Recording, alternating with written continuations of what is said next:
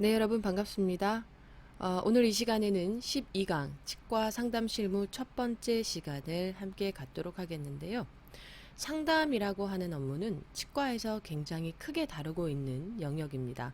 그리고 상담을 어떻게 하느냐에 따라서 사실 고객과의 어떤 신뢰도나 그리고 상품을 선택하는 거에 매우 큰 역할을 하고 있죠. 치과 코디네이터는 리셉션 업무를 전반적으로 수행하는 부분에 있어서 더 나아가 치과 상담까지도 진행할 수 있는 영역을 가지고 있습니다. 그렇기 때문에 우리가 치과와 관련된 상담, 치과 상담은 여러분들에게 매우 중요한 어떤 업무적인 영역이기 때문에 반드시 잘 알아두셔야 할 필요가 있습니다. 자, 그렇다면 상담에 관련된 내용을 정의를 한번 살펴볼 텐데요. 우선 상담이라고 하는 것은 전문가에 의해서 제공되는 전문적인 활동이다라고 하는 것으로 우리가 먼저 정의할 수 있겠습니다. 자, 누군가하고 상담을 할 때 고객이 환자가 상담을 했을 때 전문가에 의해서 상담을 하고 있다라고 하는 부분을 충분히 제공되어야 되고 느낌을 전달해 주어야 하는데, 우리가 일반적으로 사람들과의 어떤 대화 수준에서 상담이 진행된다면 그것은 상담이다라고 볼 수가 없다라고 하는 것이죠. 무엇보다 즉 치과에 관련된 치과 전문에 있어서 내가 알고 있는 어떤 전문 지식과 그리고 이에 필요한 어떤 기술들이 충분히 제공되어야 된다라는 건데, 이 기술이라고 하는 것은 여러 가지가 있을 수 있겠죠. 어떤 말의 기술, 커뮤니케이션의 스킬도 있을 수 있고요. 그리고 필요에 따라서는 수가표든, 그리고 뭐 예를 들면 어떤 모형이라던가 내가 보다 전문적으로 상담을 제공하기 위한 여러 가지의 도구들을 함께 활용함으로써 가지고 있는 전문 지식이 보다 확대돼서 보다 정확하게 전달될 수 있도록 하는 것이 바로 상담의 아주 중요한 첫 번째 요소이죠. 두 번째는 관계에 기초한 활동이다라는 것입니다. 말씀드린 대로 단순히 오고 가는 어떤 대화로서의 어떤 우리가 흔히 말하는 잡담의 형식의 느낌이 가져져서는 안 된다는 거죠. 관계에 기초한다라고 하는 것은 상대가 서로가 신뢰가 형성이 되어 있고 그만큼 어떤 믿음과 그리고 내가 이 사람을 통해서 어떤 전문가적인 어떤 지식을 전달받았다라고 하는 개념에 내가 서로가 그 신뢰가 형성되어 있다라는 기준이 되어 있는 상태에서 진행이 되어야 이것이 올바른 상담이다라는 것이죠. 그래서 이 2번에 기초한 관계에 기초한 활동이다라는 것은 결국 4번에 있는 상호 협력 활동이다라는 거에 기반이 되어 있습니다.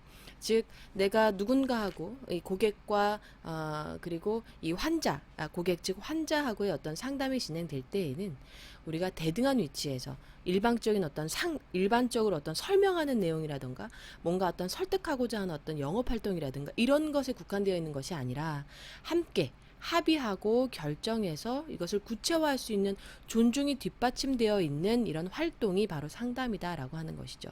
그렇기 때문에 그로 인한 어떤 의사 결정과 문제 해결을 돕는 활동이 수반되는 것이고, 즉 이것은 뭐냐, 직면하게 될 상황에 대한 어떤 준비나 대안을 제안을 제시를 해서 충분히 이 고객 및 이 환자가 본인의 어떤 결정을 충분히 잘 해결해 나갈 수 있도록 도와주는 활동, 이것이 바로 우리가 상담이다라고 하겠습니다. 그렇기 때문에 우리가 이런 상담적인 부분에 있어서 가장 중요한 것은 이제 상담을 받는 사람이 있어야겠죠. 그리고 상담으로 도움을 주는 사람이 있어야 합니다. 그리고 이 상담에는 반드시 관계 형성이 중요하다 했죠. 두 사람 간의 관계가 반드시 이루어져야 있어야 상담이 구성될 수 있습니다.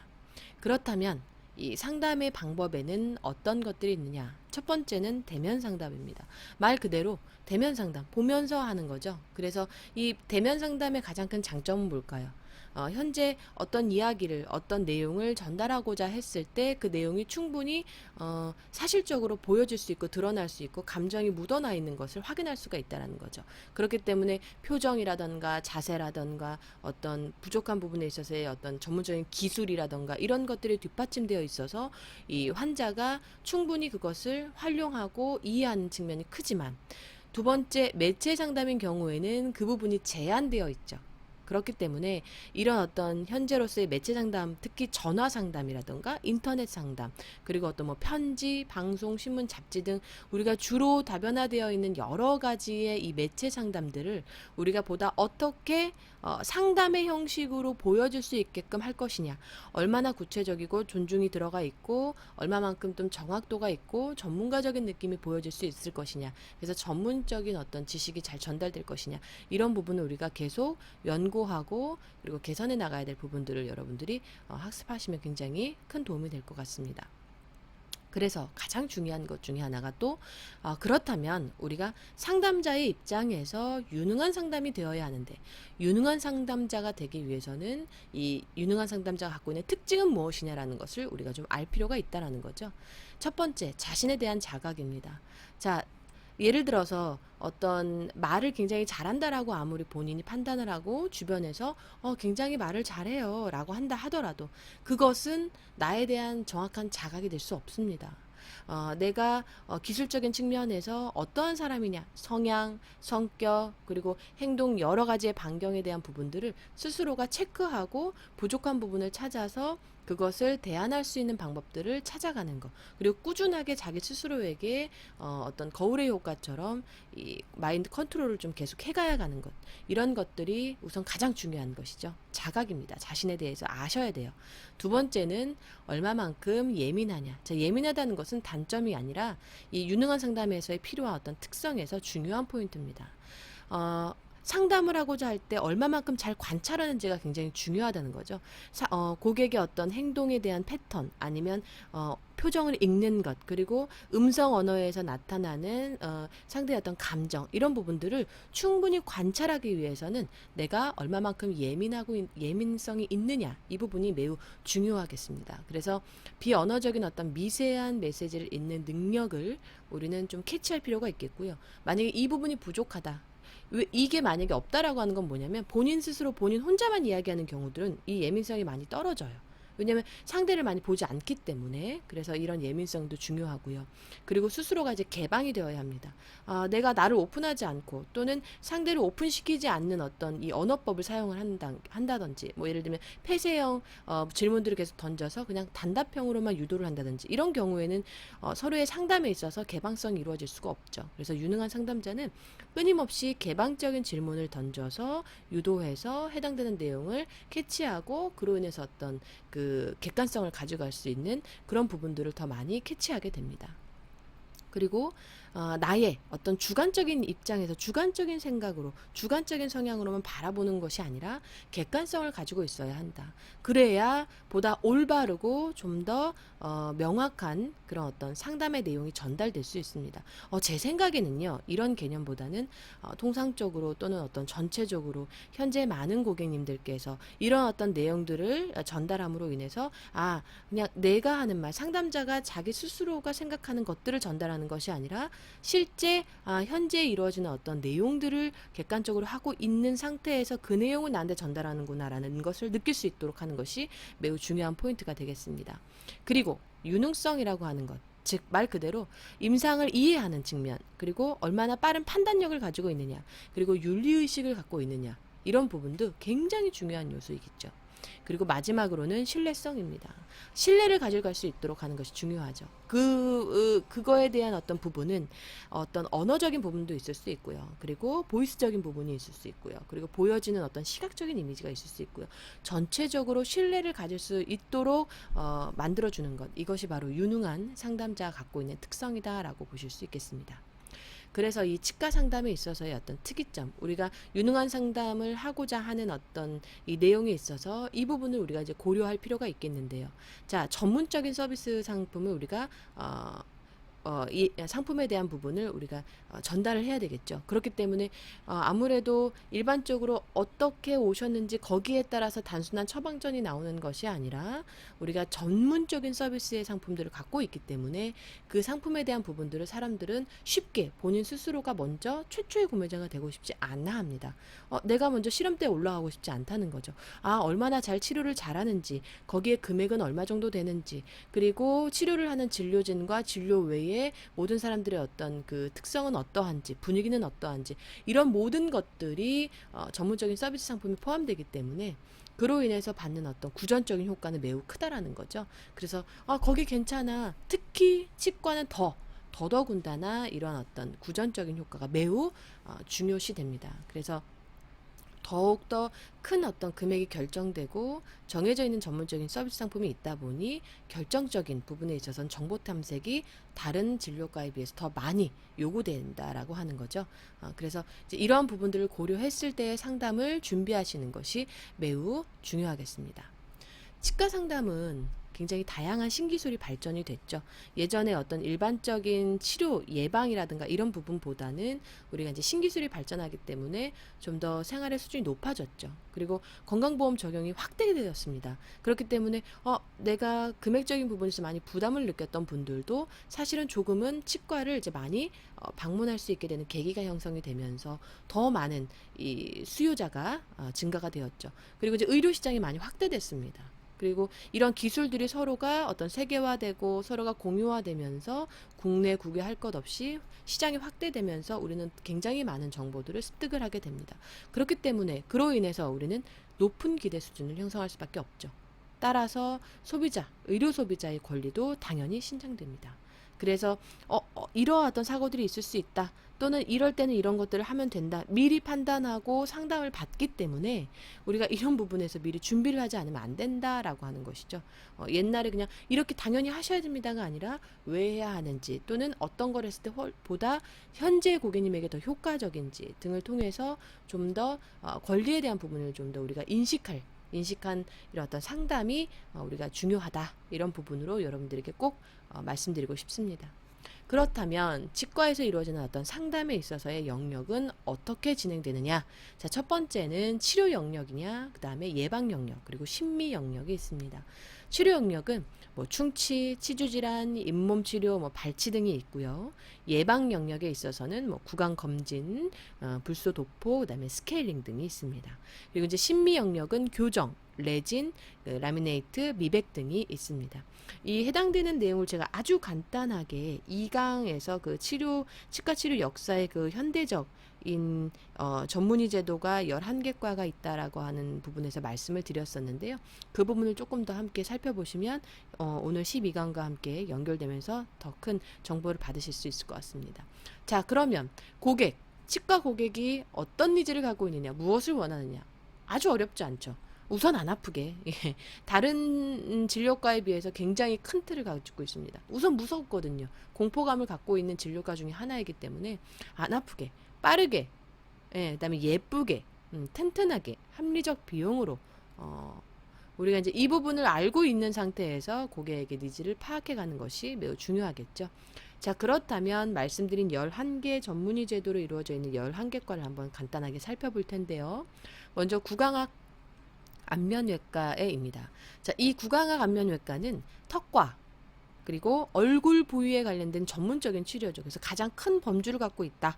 그리고 가장 큰 영역을 갖고 있다라고 좀 보시면 되는데, 자, 구강암 예방과 치료라던가 턱뼈 재건, 뭐 얼굴 기형증 성형, 턱뼈 골절 치료, 언청이 수술, 여러분들 아실 거예요. 이렇게 언청이 수술 찾아보시면 되겠습니다. 그다음에 악관절증 치료, 임플란트 식립, 안면 안면 영역의 어떤 미용 성형, 그리고 침샘 질환, 구강 및 안신경 질환, 그다음에 보철전 수술, 사랑니 발치 등 전반적인 턱과 얼굴 부위에 관련된 전문적인 치료를 하고 있는 진료과입니다.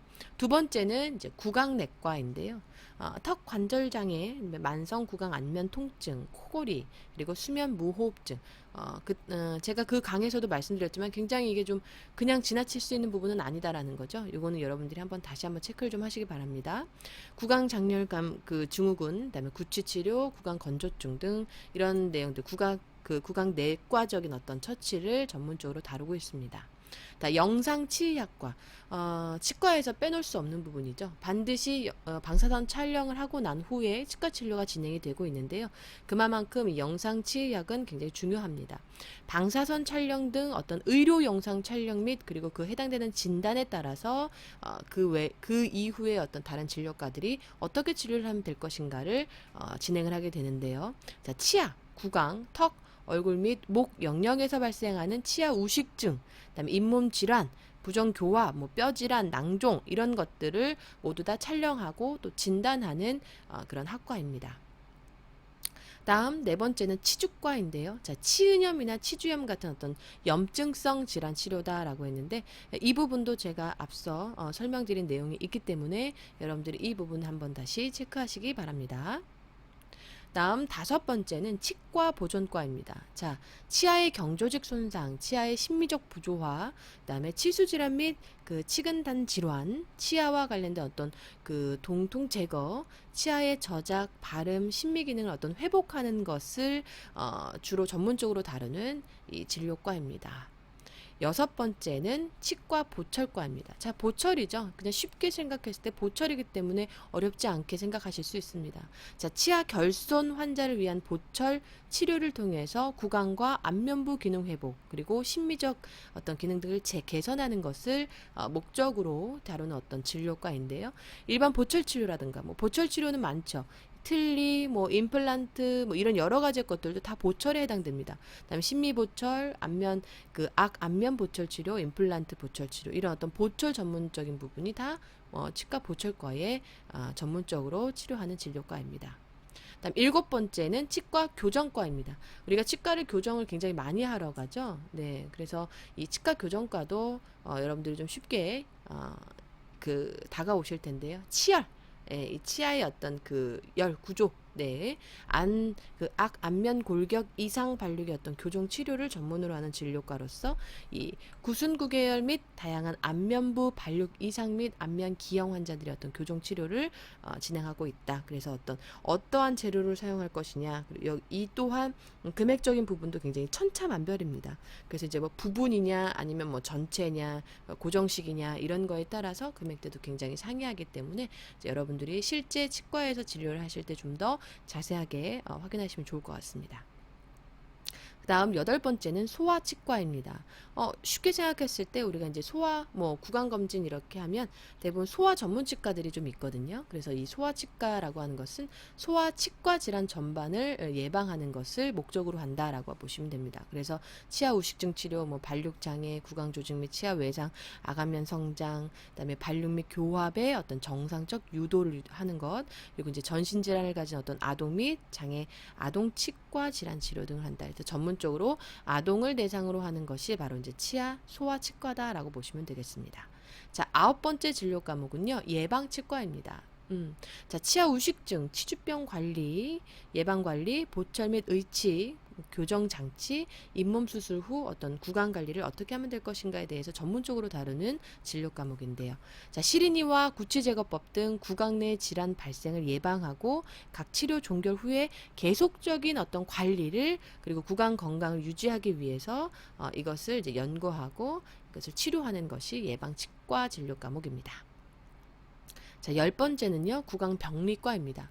자, 각 진료과에서 의뢰받은 어떤 생체 조직에 대해서 정확한 어떤 진단을 통해 신속하고 적절한 치료가 이루어질 수 있도록 하는 그 과로 환자의 어떤 조직 검사를 주로 시행하는데, 저희가 일반적인 그 진료과에서 임상병리과라고 있잖아요. 말 그대로 어떤 생체 조직을 진단하고 이것을 이루어질 수 있도록 어떤 시행하는 어떤 진료과가 바로 구강병리과이다라고 보시면 되겠습니다.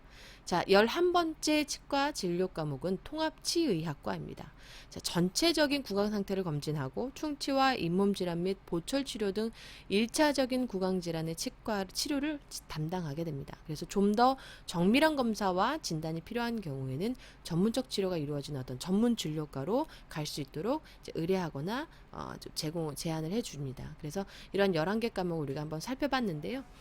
다음 시간 상담 실무 두 번째 시간에서는 좀 더 자세하게 상담에 관련된 내용을 함께 살펴보도록 하겠습니다. 수고하셨습니다.